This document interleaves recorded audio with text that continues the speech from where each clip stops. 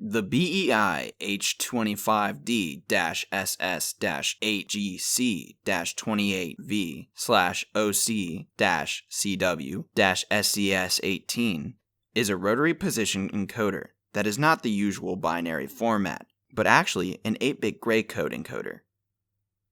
This rotary encoder came off a Pratt and Whitney PLC and is used on the inspection turret for positioning.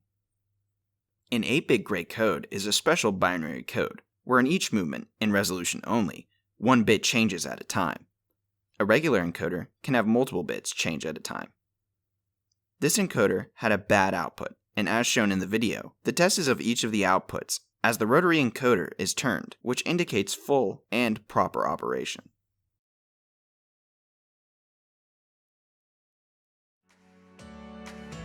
Thanks for checking out the video. Subscribe to ERD TV for more videos of our repairs.